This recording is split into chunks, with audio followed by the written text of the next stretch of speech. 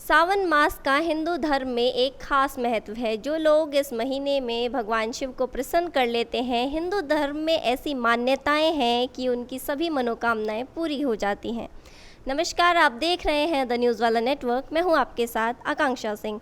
दोस्तों, सावन मास का महत्व क्या है और किस तरीके से आप भगवान शिव को प्रसन्न करके अपनी मनोकामनाओं की पूर्ति कर सकती हैं, इस विषय पर बात करने के लिए आज हमारे साथ मौजूद हैं आचार्य कैलाश सेमवाल जी। आज हम इनसे बात करेंगे और सावन मास का क्या महत्व है, क्या क्या इस महीने में आप उपयोग कर सकते हैं, इन सभी बिंदुओं पर आज हम बात करेंगे। आचार्य जी, बहुत बहुत स्वागत है कार्यक्रम में। बहुत बहुत स्वागत आपका भी। ओम त्र्यंबकं यजामहे सुगंधिं पुष्टिवर्धनम् उर्वारुकमिव बंधनात् मृत्युर्मुक्षेयमामृतात्। भगवान शंकर को मैं प्रणाम करता हूँ। नमन करते हुए आप सभी लोगों को बता दूँ, श्रावण मास भगवान शिव का प्रिय मास है जी। वह क्यों हुआ? इस मास में ब्रह्मा जी ने और विष्णु जी ने पूरे मास भगवान शिव की आराधना की थी, और इसी मास में भगवान शंकर जी ने ब्रह्मा और विष्णु को सृष्टि की रचना के लिए, भगवान विष्णु को पालन करने के लिए उपदेश दिया था, और भगवान शिव के उपदेश का पालन किया था ब्रह्मा और विष्णु ने। इसी महीने भगवान विष्णु ने तप किया था और उनके शरीर से, पूरे शरीर से पसीने से जल रूप पसीना जब निकला था, पूरी ये भूमि क्या जलमग्न हो गई थी। तो वह महीना सावन का महीना था। तो भगवान शिव ने कहा, हे नारायण, हे ब्रह्मदेव, तुमने इस पूरे महीने मेरी आराधना की है और इस महीने में तुम्हारे ऊपर प्रसन्न हुआ हूँ, इसलिए यह महीना श्रावण का मास मुझे अति प्रिय होगा जी। अति उत्तम माना गया है यह मास। इस मास में जो कोई भी मेरी भक्ति करेगा, मुझे एक लोटा जल भी चढ़ाएगा, उसकी मनोकामना अवश्य पूर्ण होगी, लेकिन श्रद्धा और विश्वास के साथ में। जी आचार्य जी, ऐसा कहा जाता है कि भगवान शिव बहुत ही ज़्यादा भोले हैं। अगर भक्त हल्की सी थोड़ी सी भी पूजा कर दें तो बहुत जल्दी प्रसन्न हो जाते हैं और भक्तों की जो सभी मनोकामनाएं हैं, आकांक्षाएं हैं, उन्हें पूरा करते हैं। तो क्या क्या उपयोग इस महीने में किया जाता है? एक जो पूजा करने का तरीका है, क्या क्या चढ़ा सकते हैं हम भगवान जी को? दर्शकों को इस विषय पर थोड़ा सा आप मार्गदर्शन दीजिए। बहुत सुंदर आपने प्रश्न किया है। भगवान शिव को जल प्रिय है क्योंकि भगवान नारायण के शरीर से जल ही जल निकला था, और वह जल इसलिए निकला था, उन्होंने भगवान शिव के लिए तप किया था, घोर तप किया था। इसलिए भगवान शिव ने कहा, मुझे जल प्रिय है, जो कोई मनुष्य मुझे एक लोटा भी जल चढ़ा देगा मैं प्रसन्न हो जाऊंगा जी। और पूजन की सामग्री, इसके लिए विशेष रूप में जल और बिल्वपत्र। बेलपत्र में कहते हैं तीनों देवताओं का, जो 3 पत्ते इसके अंदर होते हैं, एक में ब्रह्मा जी हैं, एक में विष्णु जी हैं, एक में भगवान शिव हैं।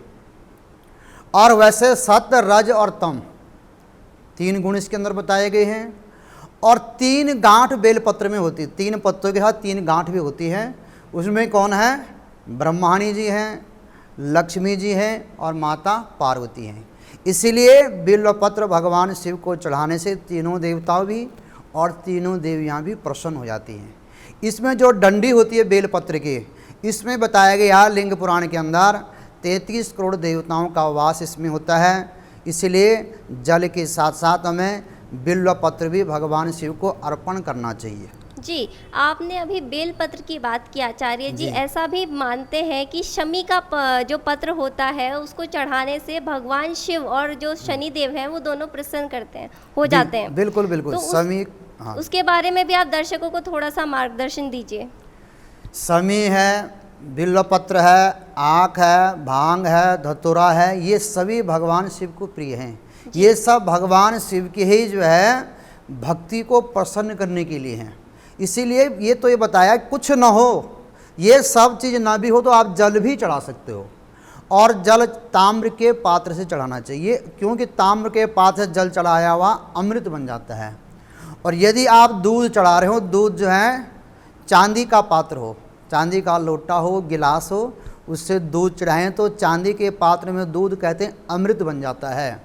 और दही चढ़ानी हो तो दही जो है कांस के पात्र से, कांस्य पात्र से कहते हैं, उससे दही कहते हैं अमृत बन जाता है। यदि ये सब कुछ ना भी हो तो आप तांबे के केवल जल चढ़ाएं। यदि आपको दूध भी, दही भी, शहद भी, घृत सब पांचों चीज़ इकट्ठी चढ़ानी हो तो तांबे के पात्र से न चढ़ाएं। उसके लिए आप क्या लेना पड़ेगा, स्टील का एक पात्र लोटा लें, उसमें सब पांचों चीज़ मिला करके आप भगवान शिव को चढ़ा सकते हैं।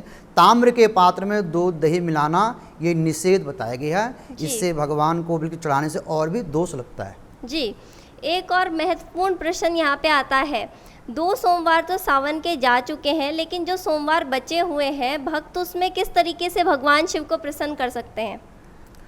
जो लोग 2 सोमवार हमारे निकल चुके हैं, नहीं जा पाए हैं मंदिरों में, उनके लिए बता दूं कि जो सोमवार हमारे शेष रह रहे हैं इसमें अवश्य आप मंदिर जाएं। मंदिर में जाकर के भगवान शिव को जल चढ़ाएं, और कुछ नहीं तो ओम नमः शिवाय का बैठ करके 108 बार मंत्र का जाप करें तो भगवान शंकर आपकी मनोरथ मनोकामना को पूर्ण अवश्य करेंगे, क्योंकि उनके नाम भोलेनाथ भंडारी हैं। वह तो एकदम प्रसन्न हो जाते हैं एक लोटे एक जल चढ़ाने से ही, तो अवश्य में आपकी मनोकामना पूर्ण होगी। विशेष करके आग्रह है जो सोमवार शेष रह रहे हैं इनमें मंदिर में जा कर के भगवान शिव को जल और भगवान शिव की आराधना अवश्य करें। इस महीने में शिवरात्रि का पर्व आता है, तो जाते जाते आप हमारे दर्शकों को बता दीजिए कि शिवरात्रि इस बार किस तारीख को पड़ रही है और क्या क्या उपाय दर्शक उसमें कर सकते हैं जिससे कि वो पूरे सावन मास का लाभ उठा सके। जो लोग शायद सोमवार को भी मंदिर नहीं जा पाए हैं किसी कारणवश, वो शिवरात्रि के दिन क्या क्या खास उपाय कर सकते हैं? आपने देखिए बहुत सुंदर प्रश्न किया। कई लोग ऐसे होते हैं शिवरात्रि का इंतजार करते हैं, चलो सोमवार आ रहा है, नहीं जा पाते हैं। उनको ये जल किस दिन, कई मंदिरों में आते हैं पंडित जी जल किस दिन चढ़ेगा। देखो भगवान को जल तो हमेशा चढ़ता है, लेकिन जो लोग केवल इंतजार करते हैं शिवरात्रि का, तो वह शिवरात्रि 6 अगस्त शुक्रवार को आद्रा नक्षत्र है, आद्रा नक्षत्र में जल चढ़ाने का विधान है जी। और रात्रि में उस 6 रात की तारीख की रात्रि को ही भद्रा भूलोक वासी हो जाएगी। इसीलिए 6 तारीख प्रातः से ही 6 बजे से जल चढ़ना प्रारंभ हो जाएगा और मिथुन लग्न में और शुभ बताया गया है। और आद्रा नक्षत्र में जल चढ़ाने का बहुत ही जो है भगवान शिव पुराण के अंदर बताया गया, बहुत सुंदर इसका माहात्म्य है, बहुत बड़ा पुण्य फलदायी बताया गया है। जो लोग मंदिर नहीं जा पाए हैं शिवरात्रि में अवश्य जाएं और भगवान को जल और चंदन और बिल्वपत्र चढ़ाएं। हो सके तो ये आँख है, समी है और अपना ऋतुफल जो आजकल चल रहे हैं ये सब भगवान को चढ़ाएं। हो सके तो पंचामृत भगवान को स्नान करावें, नहीं तो 1 लोटा जल शिवरात्रि में अवश्य जाएं, क्योंकि इस बार कांवड़ यात्रा कोरोना महामारी को देखते हुए स्थगित की गई है।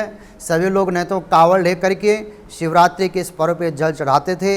ये शिवरात्रि है और फाल्गुन मास में महाशिवरात्रि आती है, जिस दिन भगवान शिव और पार्वती का विवाह हुआ था। तो ये शिवरात्रि आप कांवड़ में जो जल चढ़ाते हैं यह वह शिवरात्रि है, लेकिन महाशिवरात्रि का विशेष महत्व जो है फाल्गुन मास में बताया गया है। जी आचार्य जी, इस बार शिवरात्रि आपने बताया 6 अगस्त की तारीख है, कोई विशेष मुहूर्त जिसमें जल चढ़ाना अति उत्तम होगा? हाँ, इसके लिए विशेष मुहूर्त है प्रातः 6:31 से और 8:52 तक। उसके पश्चात सायंकाल में 7:03 से लेकर के रात्रि 9:43 तक आप जल चढ़ाने का विशेष ये मुहूर्त है। और जो लोग उस दिन नहीं चढ़ा पाते 7 तारीख को प्रातः केवल 6 बजे से लेकर के 8:15 बजे तक का समय है, तो 7 तारीख को भी सुबह सुबह जल चढ़ा सकते हैं। ऐसा शिवरात्रि का यह त्यौहार आप सभी लोगों को मैं इस त्यौहार पे शुभकामनाएं देता हूं। भगवान शंकर आशुतोष हैं, ओघरदानी हैं, सबके मन की इच्छा को जो है अतिशीघ्र पूर्ण करते हैं। लेकिन उसके लिए जैसे रामचरितमानस में बताया गया, भवानी शंकरो बंधे श्रद्धा विश्वास स्वरूप। श्रद्धा चाहिए, विश्वास चाहिए, तभी भगवान शंकर हमारी मन्नत को पूर्ण करते हैं।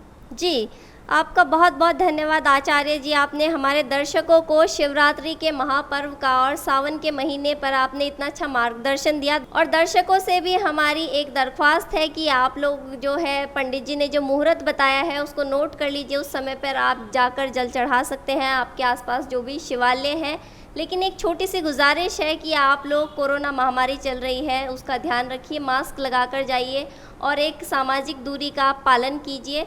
आज के इस एपिसोड में इतना ही। बाकी अगर आपके मन में कोई भी सवाल है तो आप हमें नीचे कमेंट बॉक्स के माध्यम से बता सकते हैं। आचार्य जी आपके सवालों का जवाब ज़रूर देंगे।